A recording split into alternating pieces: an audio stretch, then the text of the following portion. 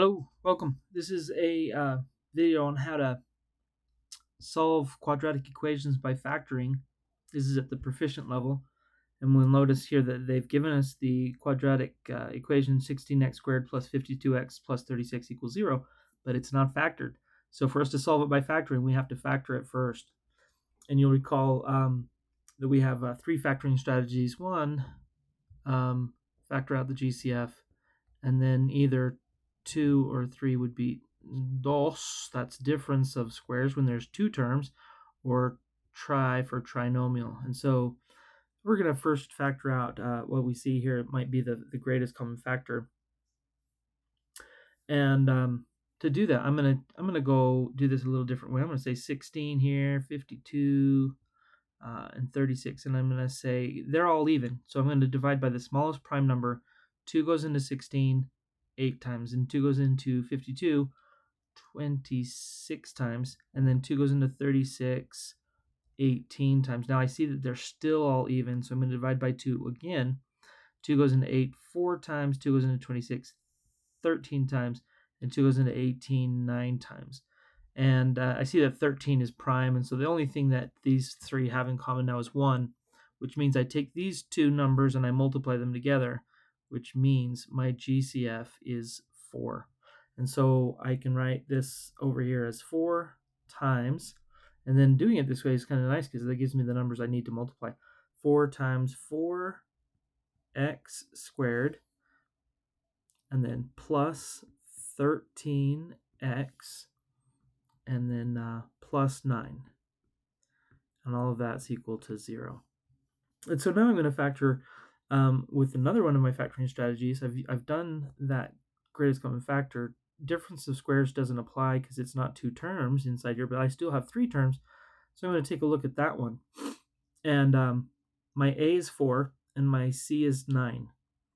So AC is 4 times 9, or 36, and B is 13. And so I'm looking for the numbers that multiply to 36 that add to 13. I'm going to go 1 and 36, 2 and 18, 3 and 12, 4 and 9, 5, no, 5 doesn't go into 36, but 6 does, and it's 6 times 6. And so I'm looking at those and which numbers add to 13, and it would be 4 and 9.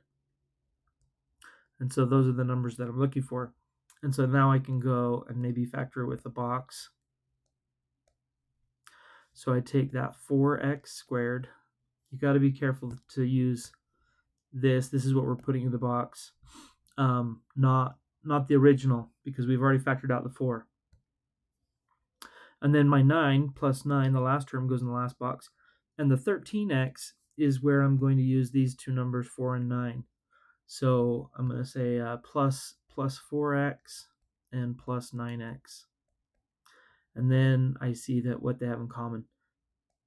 Up here, 4x, and up here, down here, 9.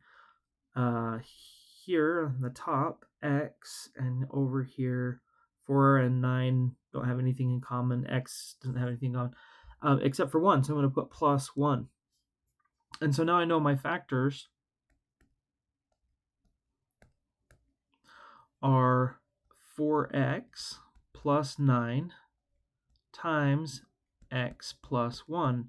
And that multiplies to give us that same polynomial over here. And then I need to include that 4 because it's still there. This is the 4 we took out. It's still there. And all of this is equal to 0. So when you think about this, I've got 4 times something equals 0, where the first something is this factor here and the second something is this factor here. And the reason I left those as blanks is because they have a variable. Each of those have a variable in them, which means their values can vary. But the 4 is just going to be 4. It's not going to change. And so it cannot be equal to 0. We really don't need to consider it because it's only the ones that can change and could be 0 that we're going to consider.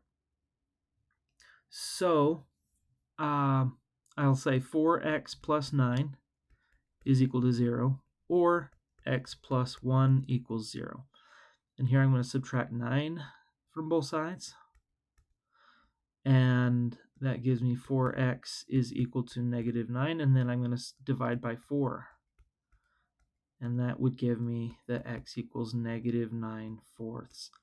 Over here, subtract 1, boom, boom, those cancel, x equals negative 1. And so my solution set is negative 9/4 and negative 1. There you have it.